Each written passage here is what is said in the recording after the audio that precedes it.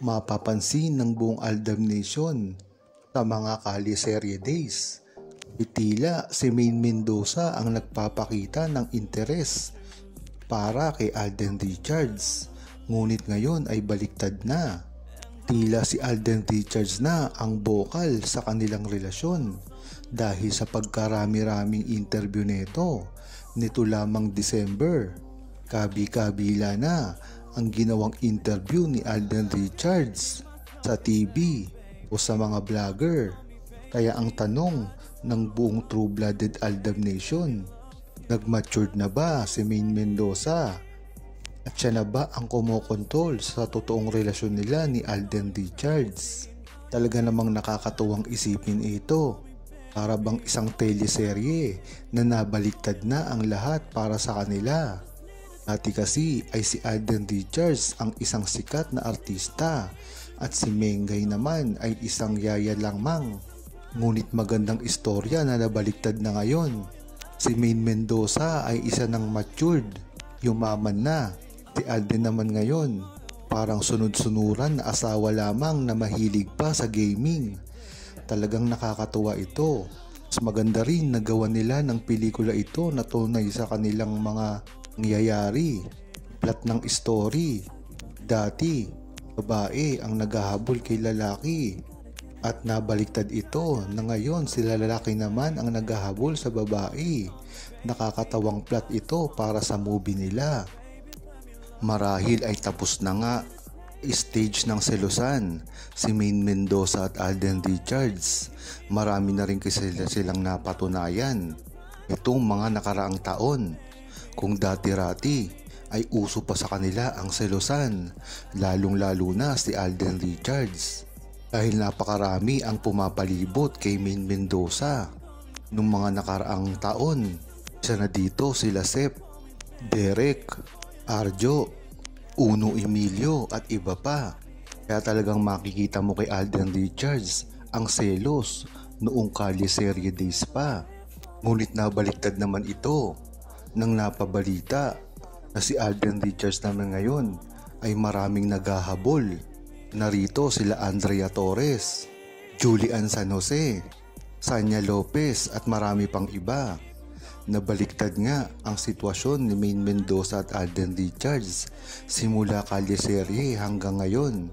Ulit ang maganda dito, hindi na pinapansin ni Alden Richards at Maine Mendoza ngayon kung sino man ang malilink sa kanila. Makikita mo rin sa kanila na sadsad sa trabaho at hindi na pinapansin ang mga issue na ibinabato sa kanila, lalong-lalo na ng mga bashers. Ang mga gusto lang manira sa kung ano man ang meron sila ngayon, na talagang kitang-kita mo kay Maine Mendoza at Alden Richards ang maturity nila. Talaga naman kasing nag-matured na sila simula pa nung Kaliserye. Makikita mo ngayon ang dedication nila sa trabaho. Ngunit dapat ay magbalik sila sa telebisyon na magkasama dahil yan lang naman talaga ang inaantay ng buong True-Blooded Aldab Nation. Hanggat hindi nga umaamin si Alden Richards at Maine Mendoza ay tuloy-tuloy pa rin ang magiging pangbash sa kanilang dalawa, lalong-lalo na kay Maine Mendoza na hindi nagsasalita ngayon. Nag-eengganyo lang ito ng mga pambabash at mga pambabatikos kung totoo ba ang relasyon nila. Kaya dapat ay pangunahan na ni Alden Richards ang gagawing pag-amin dito sa relasyon nila ni Maine Mendoza dahil siya naman ang lalaki. Siya dapat ang magdala at magpatunay nito. Kung dati kay Maine Mendoza lamang natin naririnig ang mga pag-amin at pagkagusto ng tuluyan kay Alden Richards, ay dapat ngayon na stable na si Alden Richards at napakayaman na naman nilang dalawa, ay dapat kay Alden na mismo manggaling ang gagawing pag-amin. Nakita at narinig na natin ito sa bibig mismo ni Alden Richards at sa mga ginawa niyang interview. Nagpapahiwatig ito na gusto niya na siguro talagang aminin kung ano man ang meron sa kanila ni Maine Mendoza nang sa gayon ay mawala na ang mga paninira na binibigay sa kanila ng mga armin at ng mga bashers. Lalong-lalo pa ngayon na nagsanib puwersa na ang management at mga network. Di natin maiaalis sa isip na kaya nagtayo si Alden Richards ng kanyang kumpanya na sarili ay dahil na rin ito para siya ang masunod at hindi madiktahan ng kanyang network. Kung babalikan nga ang 2015, ang kasagsagan ng mga love team, isa dito ang Aldab na tanging iisa lamang sa love team ng GMA7 at napapalibutan sila ng mga sikat na love team katulad ng Katniel, ni Daniel Padilla at Catherine Bernardo, Liz Quen, ni Liza Soberano at ni Ken, Kim Chi na si Kim Chu at si Sean Lim, Jadine, ni James Reid, ni Nadine Lustre.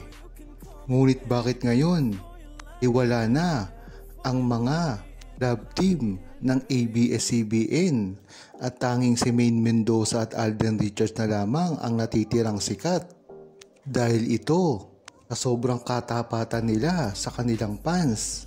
Nagsimula ito kay Alden Richards na sabihin na kung ano ang nakikita nyo sa amin ni Maine Mendoza, ayun na rin.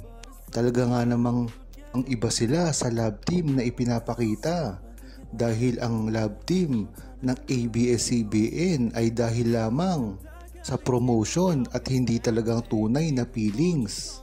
Ito ay napatunayan na rin ni Maine Mendoza at Alden Richards. Ang gawan pa mismo ng tula ni Maine Mendoza si Alden Richards at basahin ito ng live.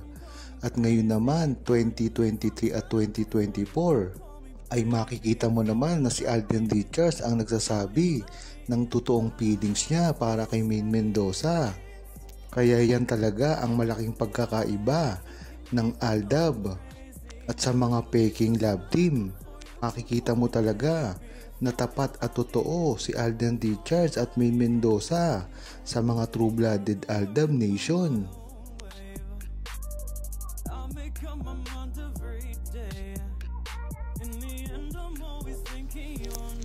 Huwag kalimutang mag-subscribe, comment at i-like ang video na ito. Thanks for watching!